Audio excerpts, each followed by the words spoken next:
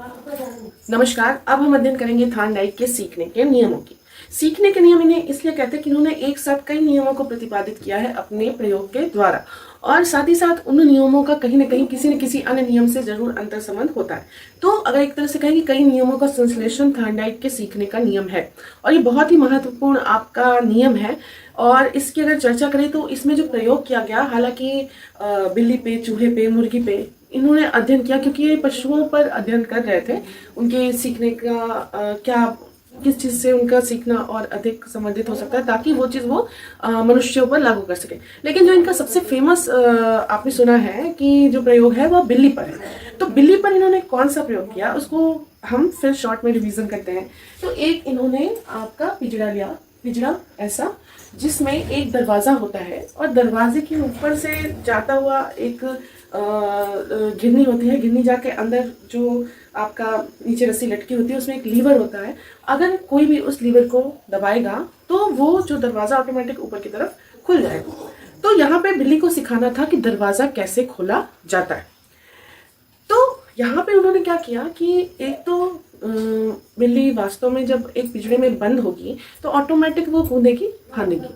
लेकिन इन्होंने एक्सपेरिमेंट किया जो उसमें उसको बाध्य किया कूदने फाड़ने पर, कि एक बिल्ली जब भूखी थी और उसके नाक में अगर स्मेल जाए, उसका फेवरेट जो खाना है, तो जैसे कि उन्होंने भोजन के रूप में मछली का चुनाव किया था, तो उन्होंने देखा कि जब बिल्ली तक मछली मतलब भोजन की महक गई तो बिल्ली कूदना फाड़ना शुरू कर देती है।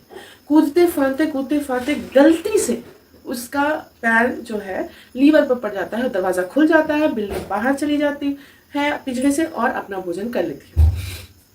ये बहुत छोटा एक्सपेरिमेंट नहीं है, इसमें कई गूढ़ रहस्य भी है।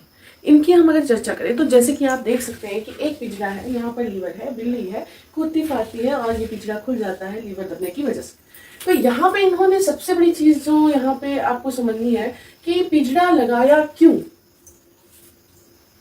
उसको छोड़ देते हैं ऐसे ही कुछ मतलब ऐसे कोई अनुक्रिया करके उसको भोजन दे देते। लेकिन यहाँ पे ये आप ध्यान रखिए कि उन्होंने एक अवरोध का प्रयोग किया जो कि सीखने के लिए बहुत ही जरूरी होता है। जब तक हम बैरियर नहीं रखते हैं तो सीखने के लिए हमारा जो इंटेंशन है वो नहीं बढ़ता, हमारी मेहनत नहीं बढ़ती और सीखना उतना स्थायी भी नहीं होता है। नॉर्मली अगर बिल्ली को पिंजरे में डालें तो कूदेगी, फाड़ेगी, खोल लेगी, चली जाएगी। लेकिन एक विशेष परिस्थिति उन्होंने रखी भोजन की, एक अवरोध रखा उन्होंने, एक चालक रखा। भूख से एक तड़पती बिल्ली जो है वो चालक है, और यह जो खटका है यह सीखना है कि दरवाजा कैसे खुलता है।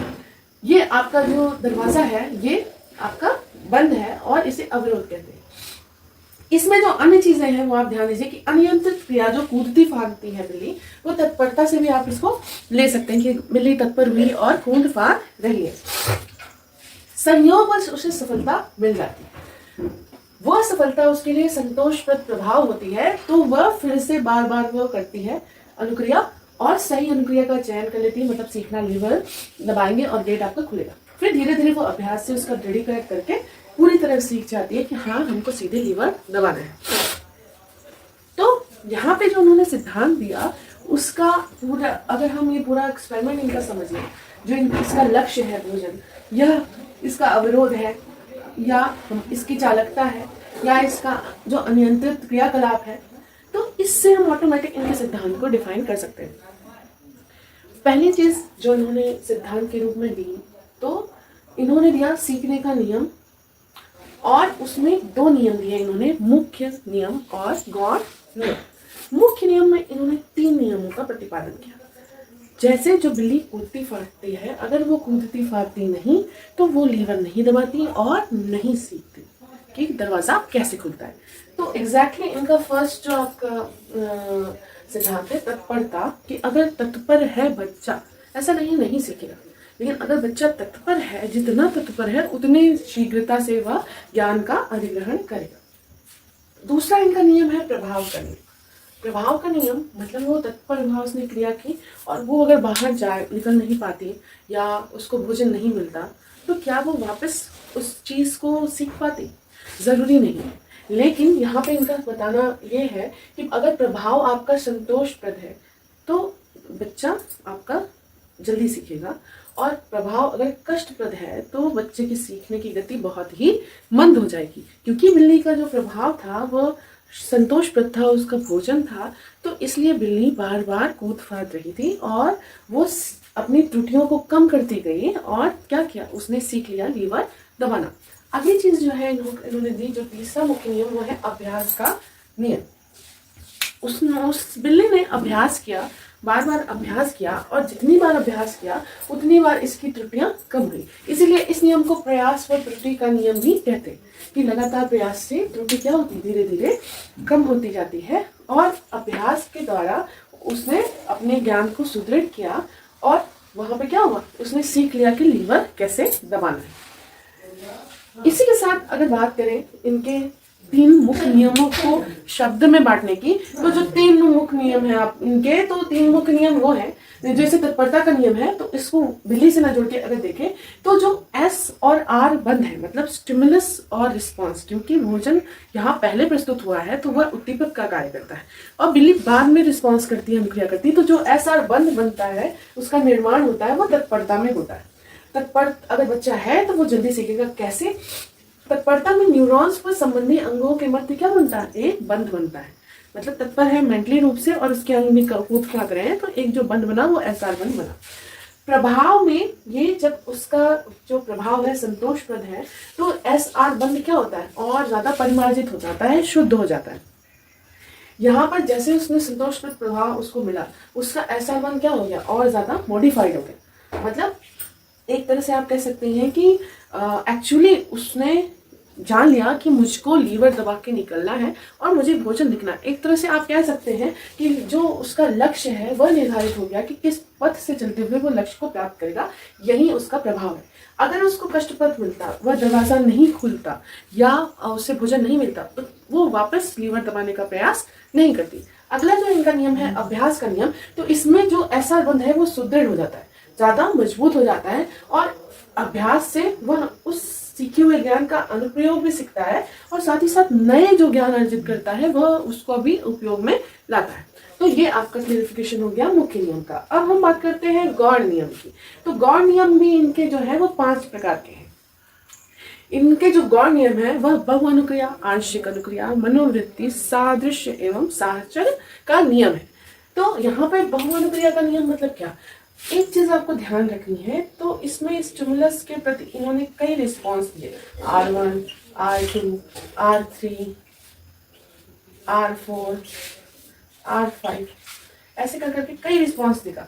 वो बिल्ली जाएगी यहाँ से यहाँ तक, इस सलाखों पे लाएगी, मान लीजिए R1 हुआ, फिर इसमें निकलने का घुसने का प्रयास करेगी, R2 हुआ, फिर इधर उधर कूदेगी, लीवर दब जाएगा, R3 हुआ, दरवाजा खुलेगा, वो बाहर जाएगी और भोजन करेगी, R4 हो गया। तो इस प्रकार से इसने कई बहु अनुक्रिया करी।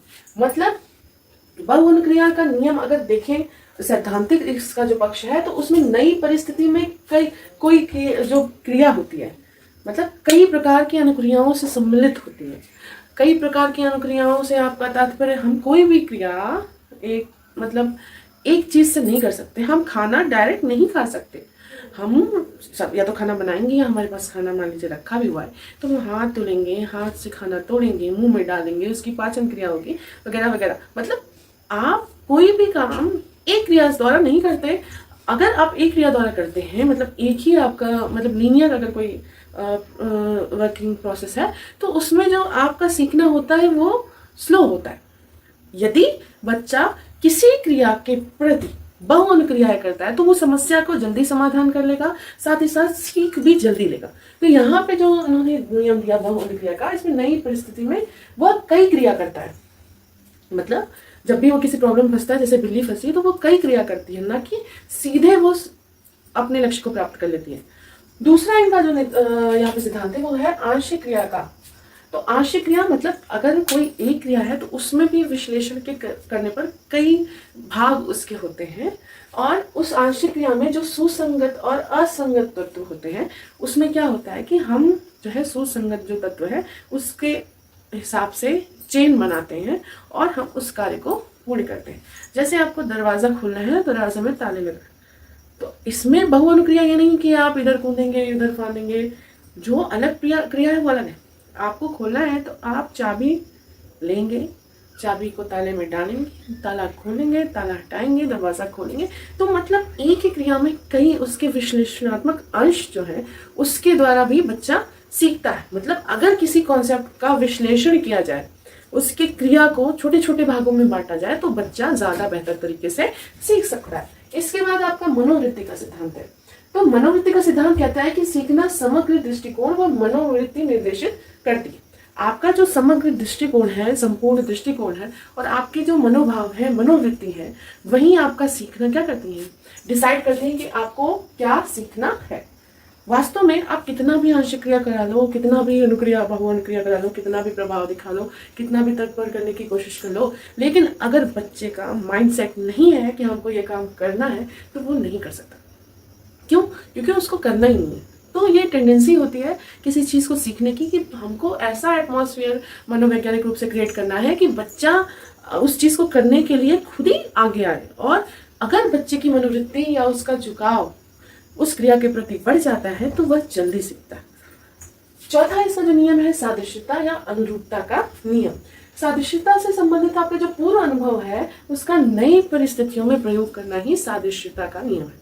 जो आपने जैसे कि बिल्ली को जिस पिंजरे में बंद किया और इसने लीवर दबा के खोलना सीखा, कभी हो सकता है ये किसी कुएं में गिर जाए और कुएं में भी दौड़े, मान लीजिए कुएं में पानी नहीं है, मतलब किसी गड्ढे में गिर जाए और वहां भी दौड़े कि यहाँ भी कोई लीवर होगा, मुझे इसका दरवाजा खोलने का रास्ता मिल जाएगा। तो उसने जो पूर्व में सीखा, उस कोई भी व्यक्ति जो पूर्व में सीखता है उस ज्ञान को नई परिस्थिति में जब प्रयोग करता है, तो यह आपका सिद्धांत सादृश्यता का सिद्धांत कहलाता है। और इस सिद्धांत के अनुसार ही सीखने के थार्नडाइक के नियम को साहचर्यवाद या संबंधवाद भी कहा जा सकता है। अगला जो आपका पॉइंट है लास्ट, साहचर्य। तो सादृश्यता मतलब हम एक जैसे देखने वाली परिस्थिति को, लगभग एक जैसे दिखने वाली परिस्थितियों में एक जैसा व्यवहार करने का प्रयास करें। और साहचर्य में हम जैसे पूर्व में सीखे गए ज्ञान को उससे भिन्न नई परिस्थिति में अगर उस ज्ञान का उपयोग करना चाहें या संवेदनशील परिस्थिति जोड़कर सफलता प्राप्त करना चाहें, तो वह हमारा जो है आपका साहचर्य। साहचर्य में आप क्या करते हो, अलग, मतलब पूर्व में सीखा गया डिफरेंट है, आपका काइंड का प्रॉब्लम है, और आप उसको बिल्कुल नई परिस्थितियों में क्या करते हो, उसको इस्तेमाल करते हो। तो यह आपका साहचर्य का नियम होता है। इसमें आप किसी चीज को, मतलब दो घटनाओं को आपस में जोड़ने का प्रयास करते हो, भले ही वो अलग अलग घटना हो। और इसमें आपका सादृश्यता में दो लगभग सेम दिखने वाली घटनाएं हैं जिसका प्रयोग आप एक दूसरे में करते हो। अब इनके निहितार्थ की अगर बात करें, थार्नडाइक की जो एसआर सिद्धांत है, इसके निहितार्थ है कि यह मंद बुद्धि के लिए बहुत ही उपयोगी है, क्योंकि त्रुटि से बच्चा सीखता है। तो अगर कोई बच्चा स्लो लर्नर है, उसका जो उसकी बुद्धि लब्धि है कम है, तो वो त्रुटि करता ज़्यादा है, और त्रुटि करने के बावजूद वो अभ्यास से, प्रभाव, संतोषप्रद प्रभाव से वो ज़्यादा जल्दी सीखेगा। और त्रुटि से अधिगम का भी इनका सिद्धांत है। धैर्य रखने की बात कही गई है, मतलब बच्चा जो सीखता है इस प्रकार से, बार बार अभ्यास करता है और बार बार त्रुटि होती है, तो उसको धैर्य रखने का मतलब एक संबल मिलता है। और जागरूकता, सक्रियता, मानसिक रूप से सीखना, कौशलों को बार बार अभ्यास से सीखना, गंभीर चिंतन वाले विषय, प्रत्यक्ष एवं ज्ञानात्मक सीखना, प्रोत्साहन से सीखना, ज्ञानात्मक, भावात्मक, मनोचालकता रूप, तीनों रूप से सीखना, और सक्रियता पर बल दिया जाना, साथ ही साथ प्रेरकों का प्रयोग किया जाना। मतलब यहाँ पे जो लास्ट में उसको भोजन मिल रहा है, ये आपका पुनर्बलन का भी कार्य कर रहा है। तो उससे क्या होता है, वो संतोषप्रद आपका प्रभाव पुनर्बलन के रूप में स्वीकृत हो कर सकते हैं उसको, और उसके द्वारा कार्य के पुनः होने की संभावना भी है। अब देखिए यही चीज़ है कि इसमें इस सिद्धांत को इसलिए सीखने का सिद्धांत करते हैं। ये आपका जो पुनर्बलन इसमें लास्ट में जो मिला, मतलब जो संतोषप्रद प्रभाव हुआ, या आप कह सकते हैं कि उद्दीपक पहले प्रस्तुत किया गया, तो वो जैसे आपके पावलाओ के कुछ सिद्धांत से मिलता है। तो ये सारी चीज़ें हैं जो इसको समग्र रूप से एक अच्छा सिद्धांत मानने के लिए मजबूर करती हैं। हालांकि बहुत ही ज़्यादा इसका प्रसार कर देने की वजह से बहुत अच्छे से इसका विश्लेषण नहीं किया गया, लेकिन हाँ, अपने एक्सपेरिमेंट के थ्रू उन्होंने सारी चीज़ें क्लियर कर दी। ये हमारी कमी है कि हम उसको सही से माइंड में एक्सेप्ट नहीं कर पा रहे, कि हाँ हम कन्फ्यूज हो जाते हैं, अरे तो फिर इनमें क्या अंतर है, कुछ अलग थोड़ी है, सीखना है। अब वो तो अलग अलग लोग बताते हैं कि सीखना कैसा होता है, हमको उस चीज़ को बस ये करना है कि सब चीज़ को विश्लेषण के रूप में सीखना है और संश्लेषित करके अपने दिमाग में भर लेना। तो ये था आपका थार्नडाइक का सीखने का सिद्धांत। अगले वीडियो में हम नेक्स्ट अध्ययन करेंगे।